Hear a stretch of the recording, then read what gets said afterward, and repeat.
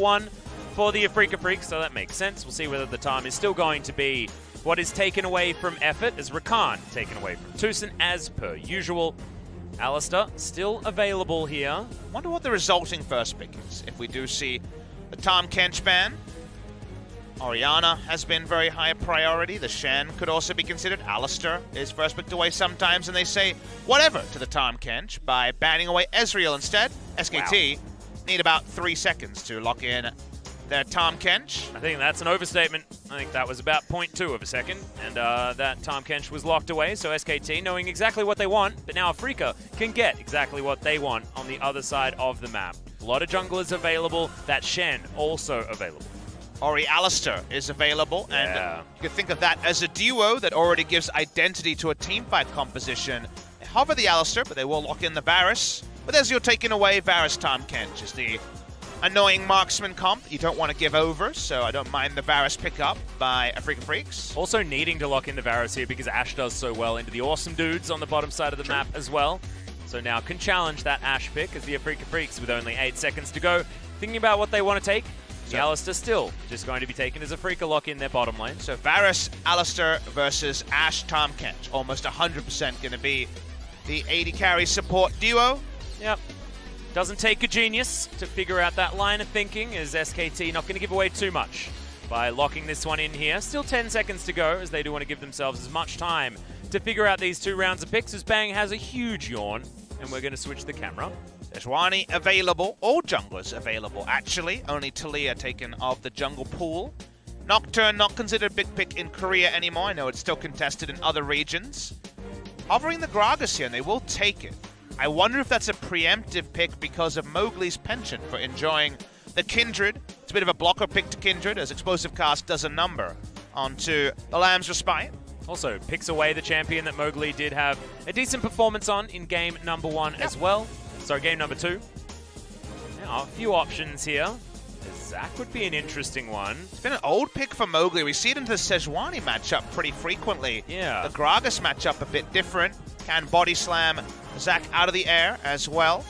Okay, interesting. So Mowgli jumping onto the Zac. That gives them backline threat, and Zoe... Sorry, Zac. I had Zoe on the mind. Zac does a number on Ashe Tahm Kench, because if you kidnap the Tahm Kench when he's got someone in his belly, you're getting a free twofer there. So a lot of threat onto the Tahm Kench. I guess that's why they were happy to leave open Tahm Kench first pick. They feel like Zac is the compositional answer to the Devour in a team fight. And also, Alistar Zac is so much CC that's almost guaranteed if you land that kidnap. That headbutt pulve comes in right over the top, and Afreeca Freecs can layer on whatever CC they have available to them on top of that. So I really like it. SKT with a lot of disengage options as well this game, so they can certainly play around what Afreeca Freecs have put together. As Vladimir and the Cannon going to be banned, Afreeca Freecs banning the Vlad is an interesting one. Maybe it's going to be Kiin on the GP this time. It's been a winning pick for them. I feel like they're setting up for it a little bit. The Afreeca Freecs will be even more zone control. With the ultimate, Jayce also a top laner to respect when it comes to the top lane champion pool. Yep, Darius also another champion that is available. Was banned in our first 2 games as well against Kiin. But now angling towards that Vladimir means that Darius not going to be as nice. Ooh, Galio. Yeah, going back to an old favorite here, and this would be one hell of a pile-on composition for the Afreeca Freecs if they do lock this one in. But it would be very much one note, so without the Camille ultimate, I think the Galio's too far. I understand why you would consider it. The GP blind pick makes a lot of sense. I wonder how far we are away from Thal busting down a Cassiopeia top into the Gnar is a very obvious one, but the Gnar banned away this time. Did just get that AP ratio buff on the queue. Someone's going to play it. This guy's played Quinn already, so who's to say? Yorick Mori's been played into the GP to success for Optic Gaming. Doppler playing that one. That is a really, really good lane for the Yorick, but we never see Yorick. Nope. The Ryze picked up, potentially for mid or top lane. We're going to find out, though, potentially here, as SKT thinking about their next pickup. The Ryze Tahm Kench combo is absolutely beautiful, using the Abyssal Voyage and the Realm Walk to get you all around the map at all times. Shen slunk through this entire draft, but will not be picked up here by SKT unless Thal wants to play at top lane. Jayce open in his pretty prototypical lane into the Gankplank, where you can punish him in the early game. It's not going to be the fancy stuff this time. It's just going to be the Jayce from SKT. Very strong rotational comp with the Realm Warp and the Abyssal Voyage as well. Mobile with spotting coming through from the Hawkshot. Afreeca Freecs' final pick. This will be a heavily nerfed talent if they want it. 30 damage off the rake. The VelKoz is one that Kuro has played well, but of course was the reason they lost that game, Atlus, you remember. The face check onto the control ward in his last game on the VelKoz. After a great start, Kuro will jump onto VelKoz. Strong matchup into the Ryze, can stand and deliver. Saw this to great display yesterday and got the big buff like you mentioned.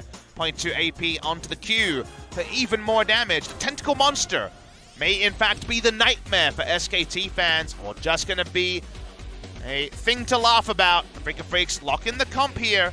Let's see how the Jayce is going to do topside. Some games can be decided by Jayce. And will the Jayce even be a top laner as they start the flex? Yeah, we're seeing it here as 20 seconds on the clock now as SKT will be playing the Jayce in the mid lane. That's going to turn that matchup on its head as Pirean will be able to answer the range that Kuro has pretty damn effectively and bonk him out of that ultimate if he's able to close the distance as well. It's a much stronger matchup than the Ryze because the Ryze is so predictable when he walks up to E or W. You get hit by the VelKoz E, the Unraveled Earth, and you just die to a turnaround all in. The Jayce is going to be more slippery, harder to hit with the skill shots, but could still be dispatched where he stands with the ultimate.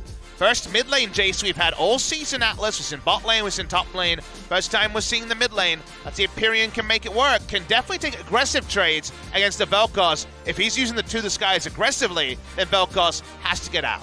Yeah, he certainly does. And I really like also the Ryze being picked up into the Gankplank on the other side as well, given the fact that Thal really does have that ability to play the casters a little bit better than a lot of our other top laners here. QV does come to mind as another one that has a penchant for that, but SKT going to mix it up in the solo lanes. Is it going to be enough to throw a wrench into the works for Afreeca Freecs? Let's find out as we hit the deciding game of the night.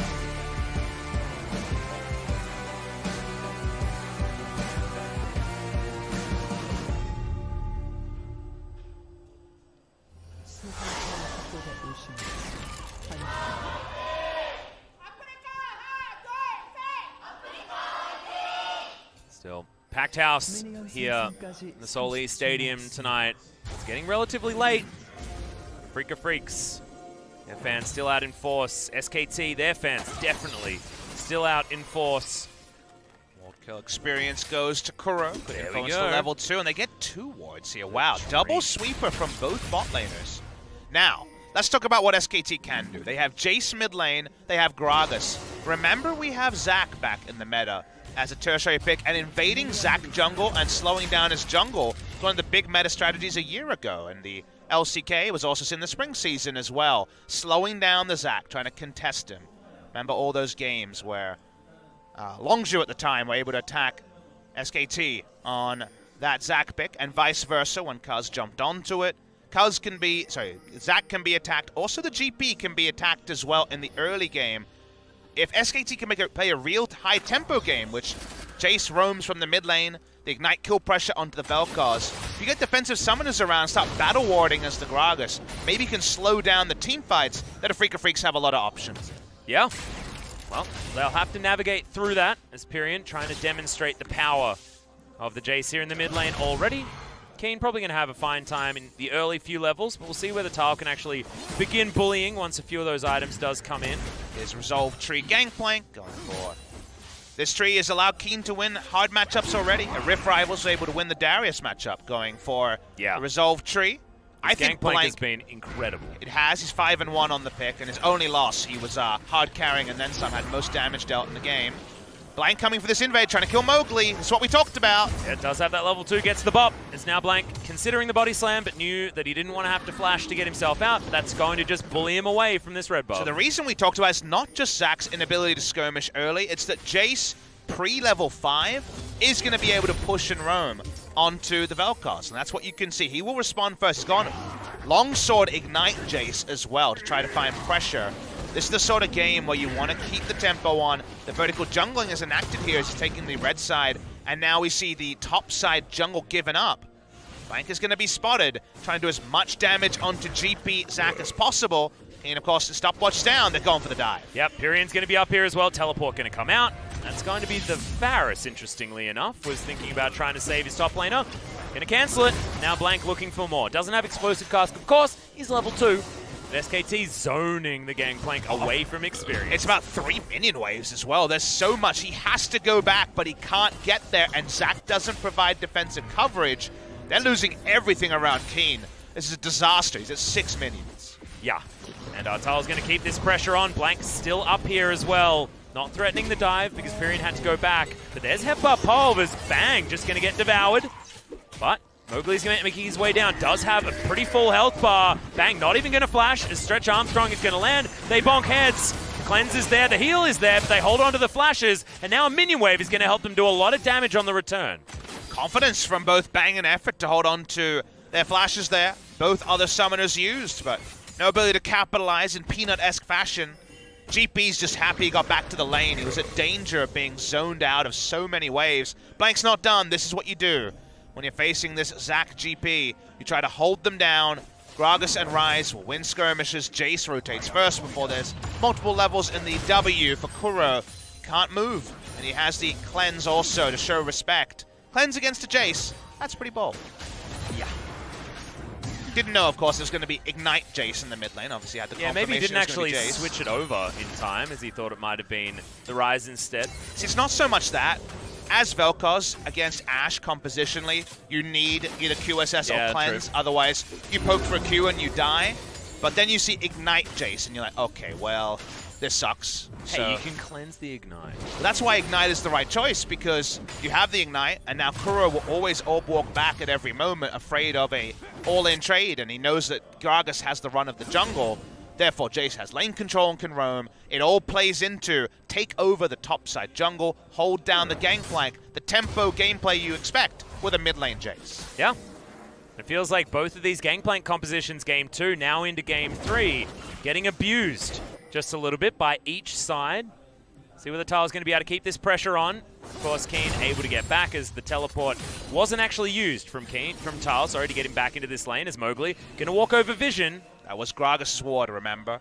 That's the reason they don't know about it, because Blank warded for his top laner. So yeah, the Gragas warded for his top laner there to provide coverage. Blank lying in wait. Yeah, see whether Mowgli's going to be able to survive this one. No barrel available. Chilling Smite just to open up space. Yep, gets the body slam down as well. Another teleport gained here on the top side of the map. It's the Gankplank, yeah, so this time back in. Not as big, the wave, and just a horrible spot for the Gankplank. It was well orchestrated by This is Thal really well. bad also. He stepped over a ward, so Gragas knows that the Zac is around the mid lane, but Blank not going to look for the gank. Kiin's flash, importantly, still up. Another fantastic ward. Like you say, yeah, trying to get him even more information. That's the ward you were talking about. Control ward is also going to be taken as there's double control ward vision now available for Thal, who's got his tier, happily stacking that one up. And Kiin, he's at the mercy of the Gragas' position here this game. You know he's so tilted with where the wave is at. He's like, really? I had to deal with all this, and the wave is in a terrible spot. He finally gets ultimates. Now he can ult the wave next time it's in a bad spot. See whether he just ults it straight away off cooldown. As a Rumble player, I'm used to ulting waves. Uh-huh. I mean, stupid wave. There's so many counter picks to the champion I enjoy playing. That's what has to happen. Yep, I get it. I mean, Misfortune, same thing. That's my favorite one, just bullet timing a minion wave. Well, Kiin, he's at least got his barrels that he can farm at range with, but it does get a little bit more difficult as Gragas is potentially going to turn up. Mowgli's just going to go back. Sets himself up here just for a potential counter gank, but you can see Thal, he's got so much information. Even that lane ward to make sure that the Zac's not going to come in that way. There is no way for this Zac to gank, and that is crazy because he's a dang Zac. Also interesting how much of a lead Ashe has in what has been a very isolated bot lane matchup. No one has gone bot lane this game. Yep, teleport was cancelled by aiming, if you remember, meaning that he wasn't able to utilize that. Bang had his heal on cooldown pretty early on, so not as much of a detriment there to aiming. There was that one Zac gank, but since then, been able to open up a nice CS lead. Keeping up the flash, very important to make that happen. Things get a bit more comfortable as Kiin can hold waves. VelKoz has level 7, so now he can clear waves with double Ws. So definitely the earliest part of the game is where the most pain is going to be laid onto the Zac and also Kiin on this Gankplank. No stopwatch online just yet. We're going to be up in a second. So they've weathered a bit of a storm here, have Afreeca Freecs. It definitely gets better for them as the game goes on. Well, Bang waiting for that level 6. You can see the experience will actually be enough here as this minion wave dies. They don't know Gragas is here. Yeah, and remember, there's no Devour on the side of an Alistar. There it is. It's going to land immediately and delivered back into the team. Headbutt flash is pretty good, but Effort gets the Devour, just eats him where he stands. Pirean also here. Yeah, not going to get the empowered They shot blast, really but want there's this. the Abyssal Voyage. We're going to stack this one up real quick, and Bang is going to grab his kill, but can Mowgli get the work done? Oh, doesn't get the body slam on the side of Blank, and the kidnap. The special delivery of Effort is going to give the kill over to Kuro, but in the end, it is a 1-for-2 trade in favor of KT. Really SKT. It's really important that they're able to pick up at least one Atlus because Aiming has teleport. He's only level 6 with the death timer that was buffed in 8.13 to be shorter in the early game. Gets him back, and it's not a huge gold trade the way of SKT. Really nice roam, though. This is how you use the mid lane, Jayce. He's so fast around the side lanes. They already had control. We mentioned how it was better times for Zac and GP. Well, the bot lane felt the brunt of the power that time. Freaking trying to pick up the Ocean Drake. Remember, this was a great steal away by Blank in game number 1. Yeah, Secret Agent Gragas actually going to be backing here on his control ward because he knows exactly what's going on, but doesn't have the manpower in order to take this one down. I've never heard of 002, so I'm not surprised that he wasn't able to pull anything off. Yeah. I mean, he was lost, I think. Just the riders gave up. Now, 612, I've heard of that guy, 612.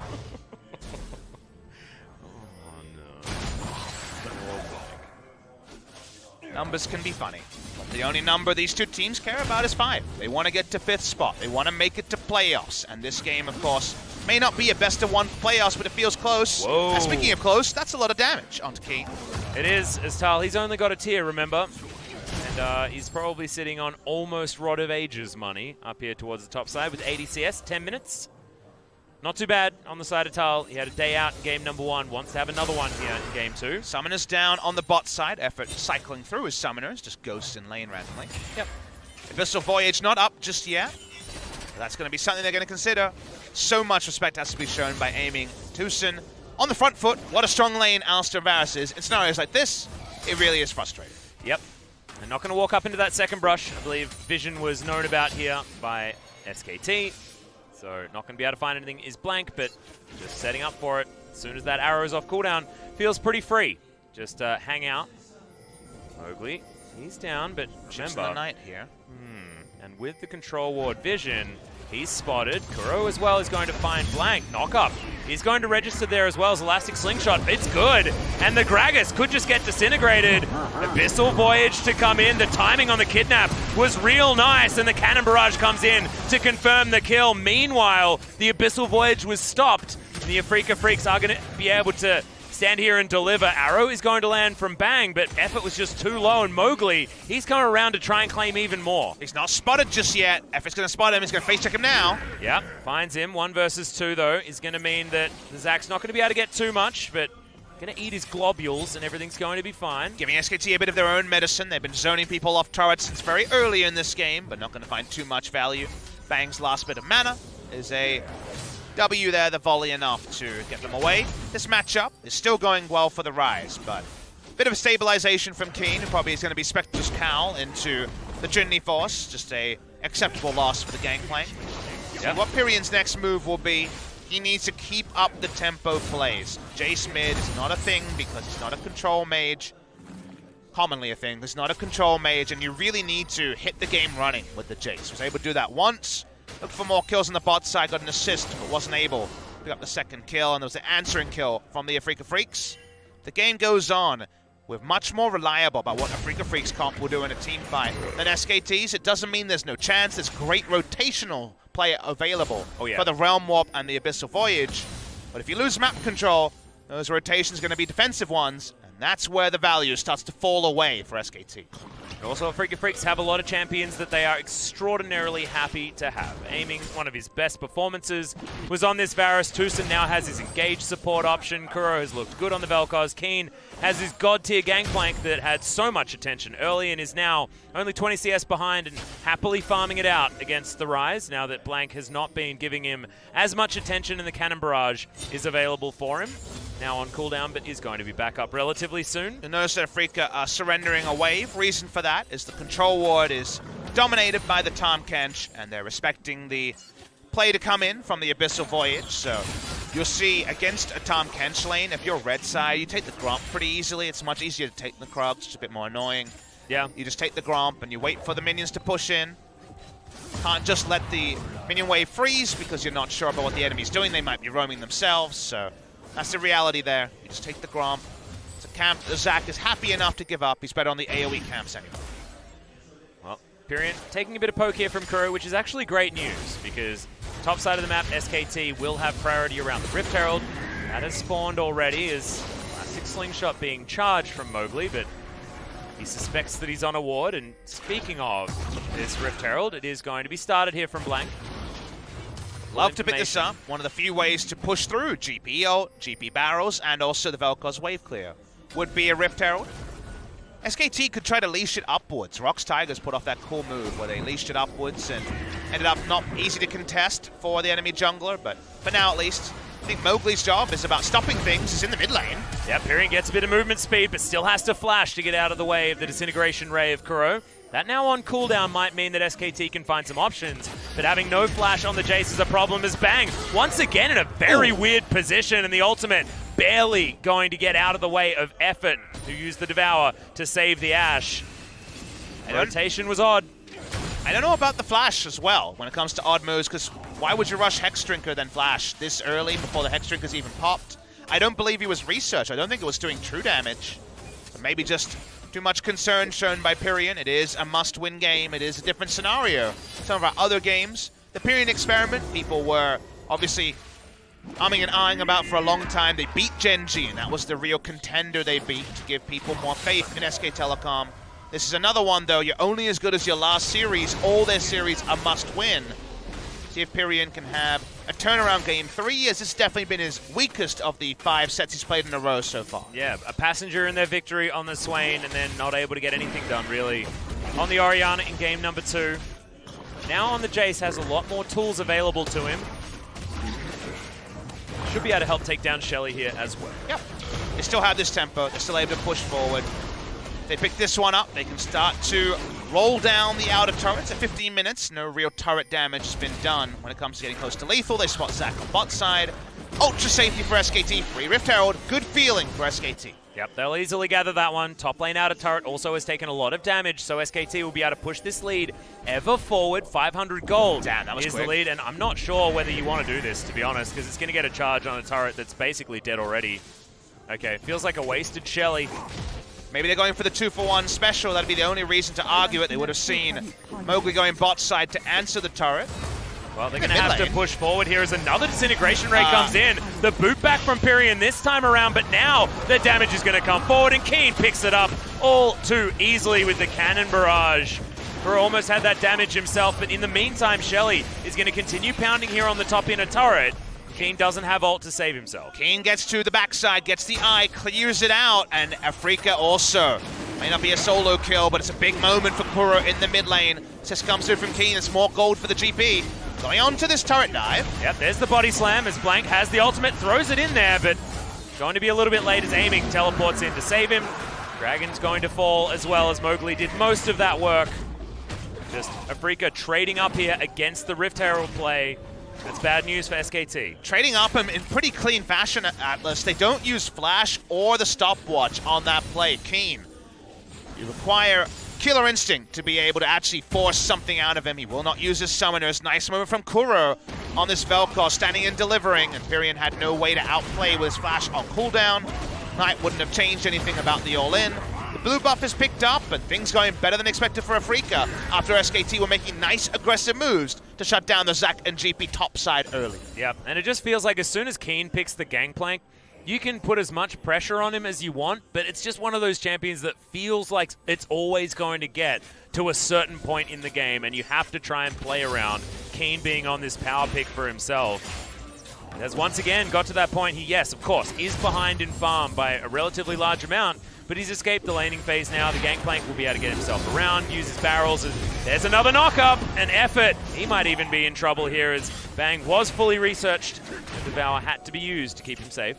Good news for SKT fans. Even though they're behind, they are ahead in gold by about 300. The behind term doesn't really apply. The game is very even at this point. And SKT's comp is very reliable in the mid game. It does what it says on the till. They have double AoE mobility spells in the Abyssal Voyage and also the Realm Warp. They have good pick, very strong pick CC on this team, and picking up some kills and turning onto the Baron is a very real thing for SKT. They have a marksman play the Ruin King.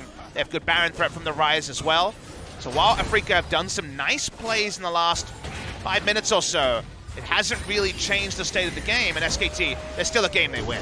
Well, Mowgli's looking to try and get this kidnap as well. The knockups are coming in from everywhere, but Bang! He's going to be the most important target, and aiming takes him down. SKT now underneath their turret. It's the only pick that they've got at the moment as Pirean walks over a control ward. Afreeca Freecs have full knowledge again with another disintegration ray, and Kuro's having a day out on the VelKoz. Pirean top lane with the Ignite, trying to rotate out of the VelKoz lane after the bad feels at the last moment. They got a double control ward down, nice engage by Mowgli, and they're walking up again. Yep, they're looking for Pirean. There's 4 members against 2 here as Blank even gives his position away, and Afreeca Freecs will take their second turret of the game. Thal trying to get work done bottom side, but he's just trying to deal with Kiin, make sure that he's locked down.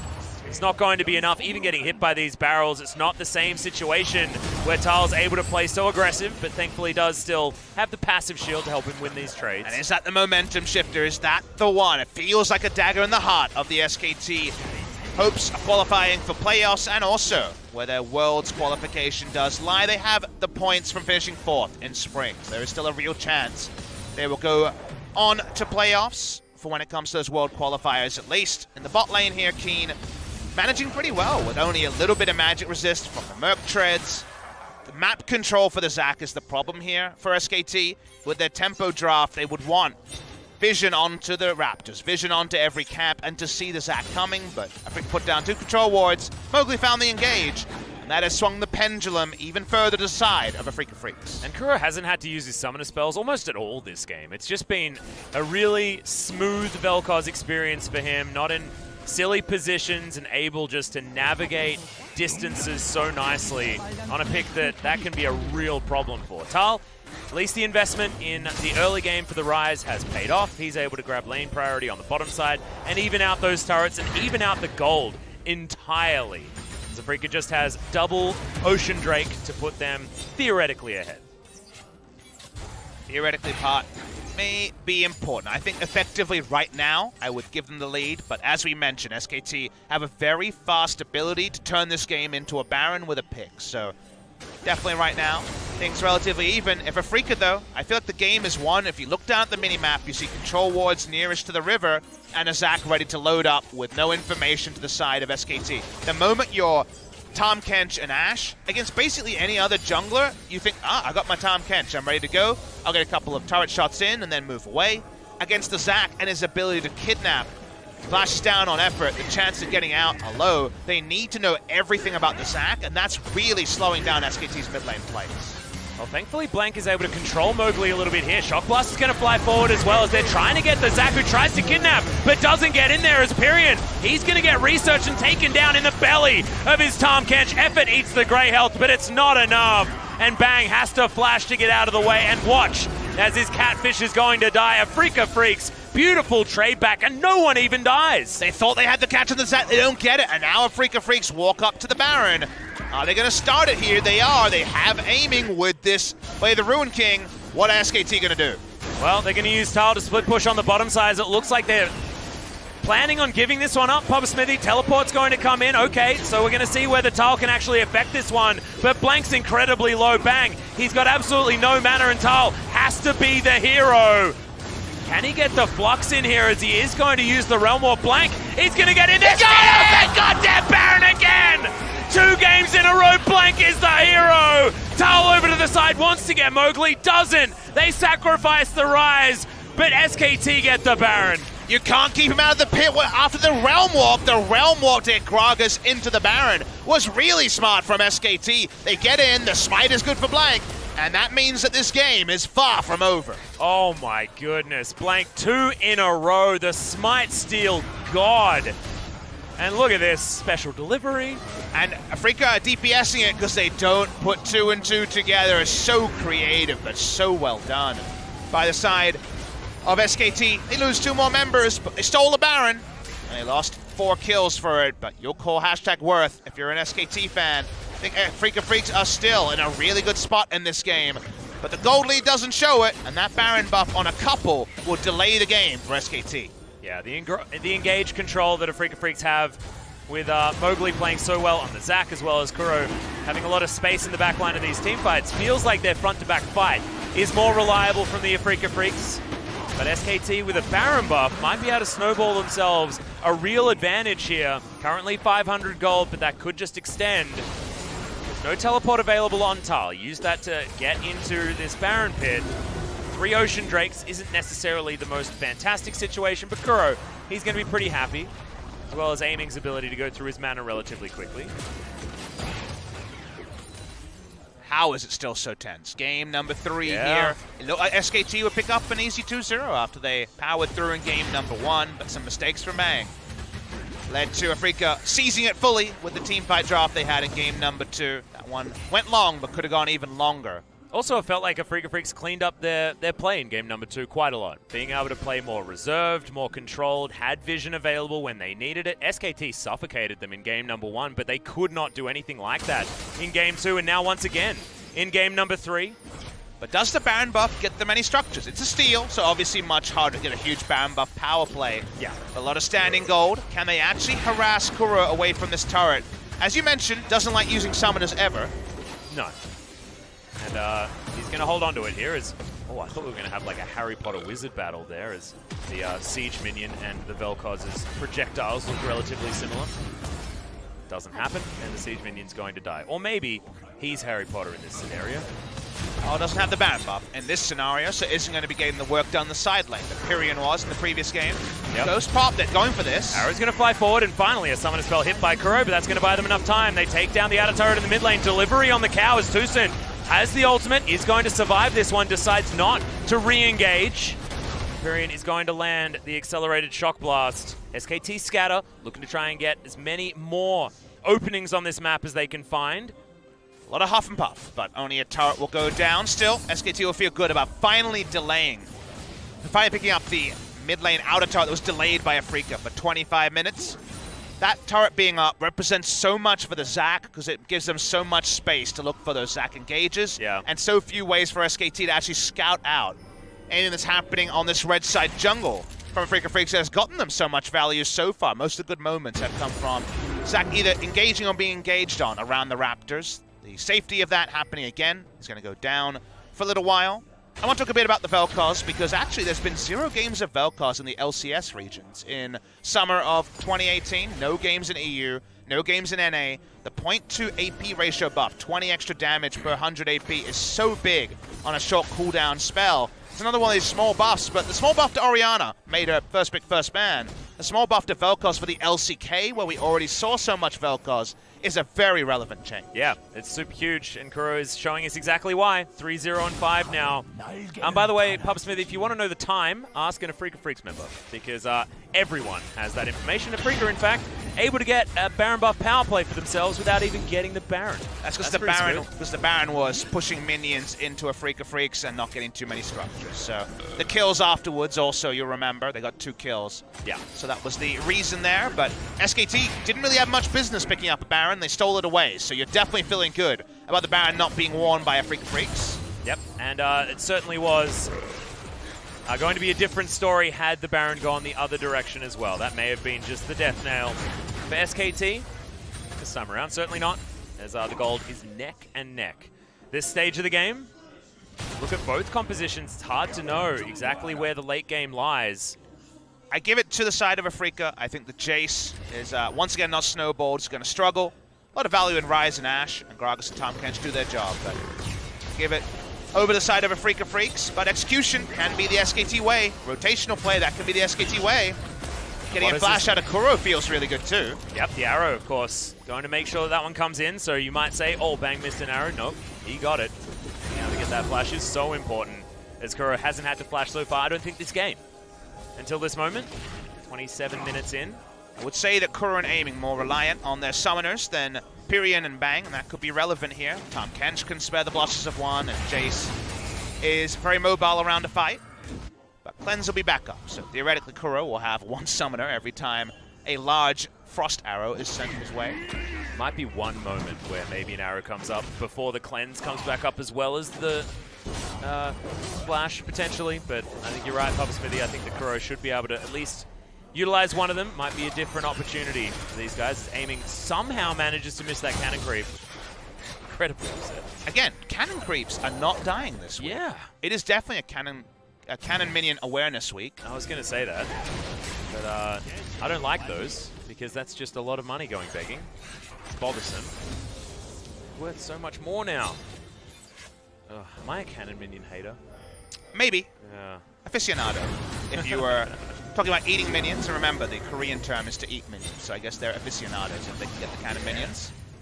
But makes very short work of the Rift Scholar, speaking of minions that are dying. A lot of Ocean Rays to the side of Afreeca. I noted that it was 3 so far this game. Thal. Wandering casually forward here as he just realm warps to get himself very close to a Disintegration Ray, and then towards the rest of the Afreeca Freecs. That was such a weird play, Thal. We call that one a panic. He just panic altered in any direction that wasn't there. And unfortunately, it was a delivery to the side of Afreeca Freecs. In service of what, though? Baron's still on the map. Mountain spawning in 10 seconds. That would be a lot of Drakes. They could actually spawn a 5th one if they got it in the next 40 seconds. Yeah, well, Teleport is available here for Thal, so he's going to be back up in 30 seconds. Be difficult for Afreeca Freecs to fully commit to this one, as they are going to jump onto this Baron. Teleport is going to come in. Kiin's going to get himself back into this fight. No realm warp this time, Atlus. Yep, not going to happen. Blank's going to have to get himself in there this time.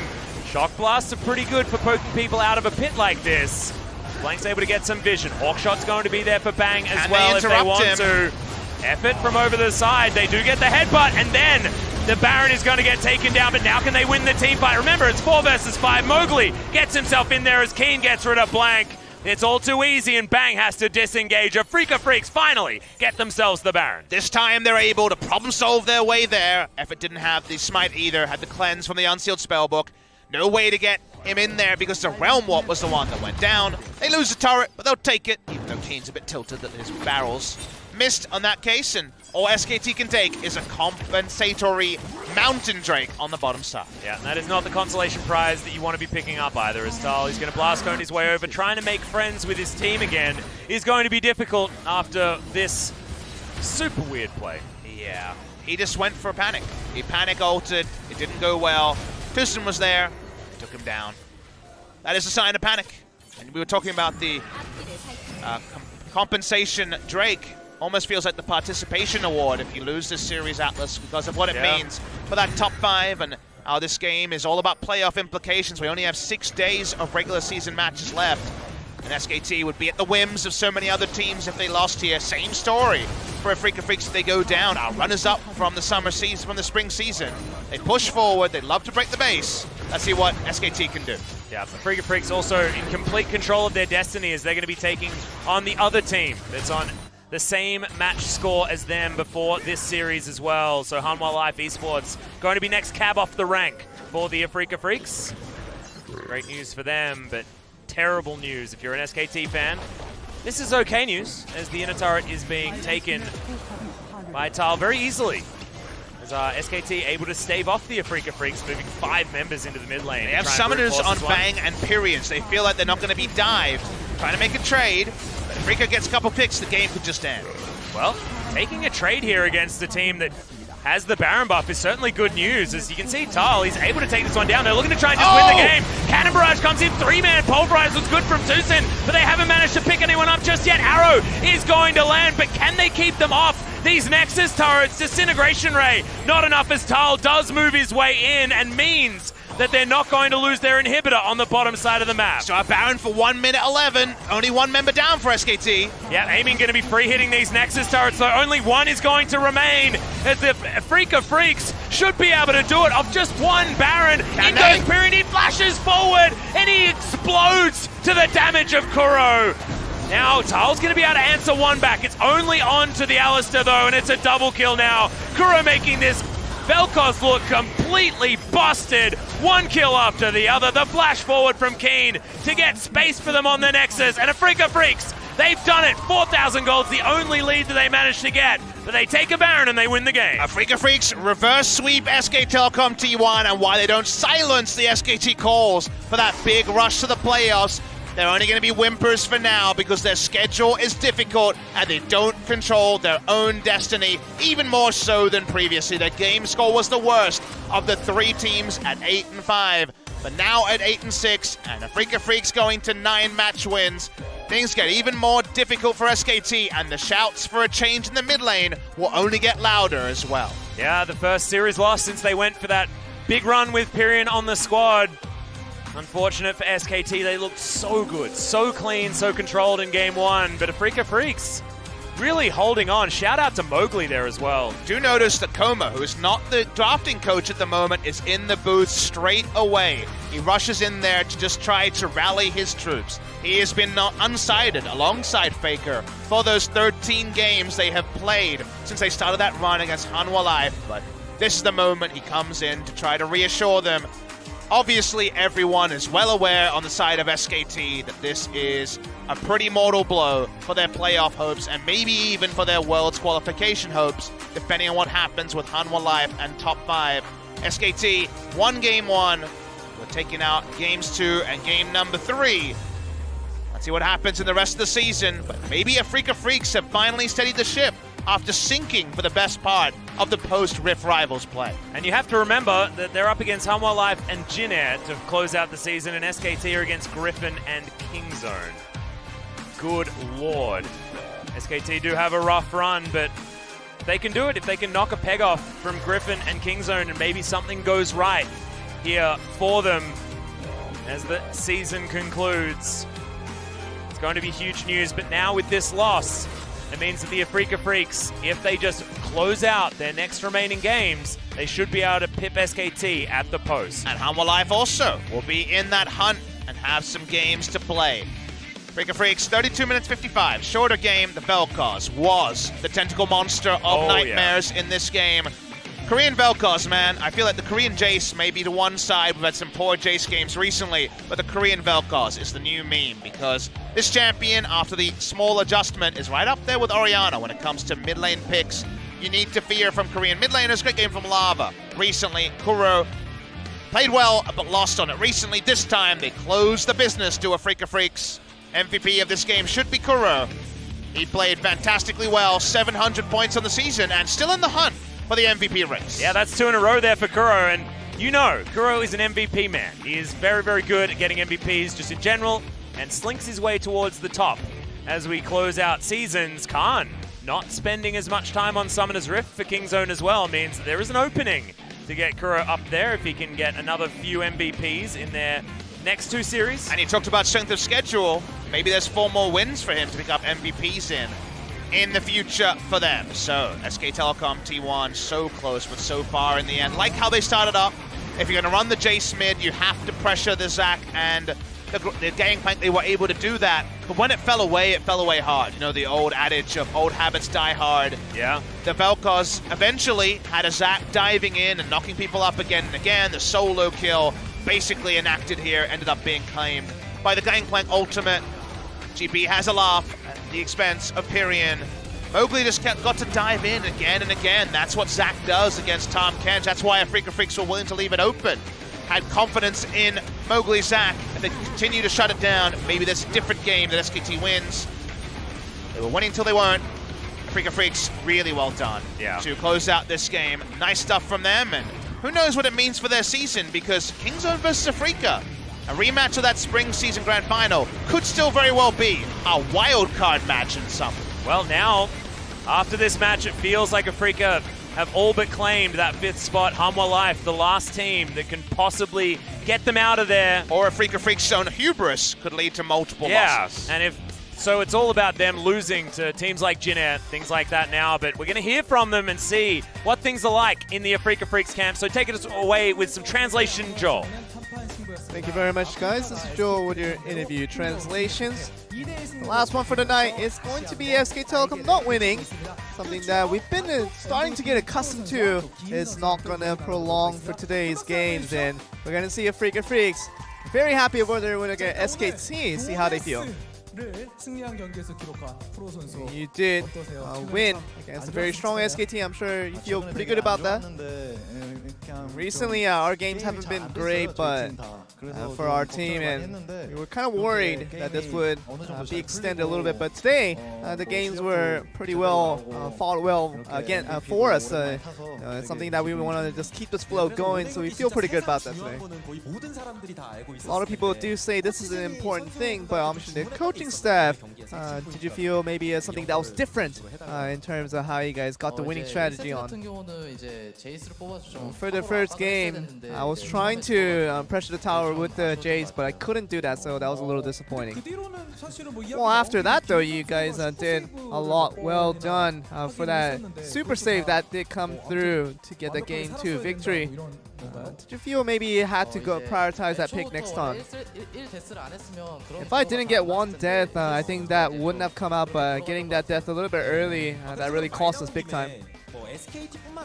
Well, even against SKT, but you talk about just again every other top laners, you do put a lot of pressure in. Did you feel like maybe you have a hard time controlling them in your mentality? Everybody comes to top lane, seems like, but I do get attacked quite mentally, but our teammates do contribute in trying to find some advantages elsewhere. Well, for Kuro, it really seems like the picks and bans have been very customizing in the ways that you went with the Anivia today, and of course with recently, maybe you thought that maybe some of those picks are really coming back to you, and obviously you personally and individually doing well with these unique picks today. I had a really bad jinx with trying to get a lot of sleep, but yeah, I actually had a lot of sleep today, so it definitely made me feel a lot better for today's plays. You were trying to, instead of extending your practice hours, you do try to relax your body a little bit. I mean, today was an 8 p.m. match, so we did practice until and do our meeting until the past midnight, but we did get a good night's sleep, so individually getting that sleep made me feel good. And let's go to game 2, where Yasuo did pull off an MVP-worthy performance, and we'll see how this all went about. Do you feel satisfied about your Yasuo plays? I was a little disappointed.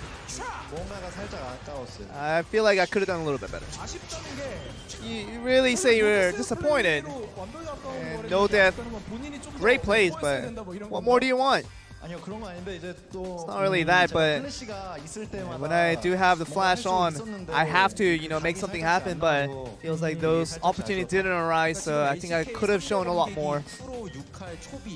And really, Kuro, Yukal, Chovy is like the king of Yasuos in the LCK. Well, for Yukal's Yasuo, I think it was against us actually, so. But I definitely remember that, and maybe I want to teach him a lesson next time around. Kuro doesn't play the Yasuo often, but when he does, it does look quite good, so maybe looking to bring it back next time around. Well, you did get the win, and that was the most important thing, and well, of course the Baron went against you guys, and that's a thing where it could have been really tough against you guys. We got the Baron stolen quite a lot today, so But I feel like maybe we want to just take a sigh and relief on they're actually winning off of that even. Of course, the pressure would have been on you, and maybe anybody would give the words of positivity, or do you just give negativity when you get the Baron stolen away? We do make a lot of screaming noises, but I was trying to not scream for me personally. I did say that, you know, even if we gave the Baron away, we're looking towards the late game. Well, in the end, you guys did recover and did win that late game, as you said, Kuro, but let's go over to Game 3, where it was the most important thing, and the Jayce. It was a swap all in the end. We thought that the Ryze and Jayce going up against them. I actually saw the VelKoz. Why was the pick came about? I was a little bit worried, to be honest. And the lane phase is really tough when you're playing against the Jayce, but I was a bit scared in the earlier parts, but the game went pretty well for ourselves, so we're pretty surprised about that.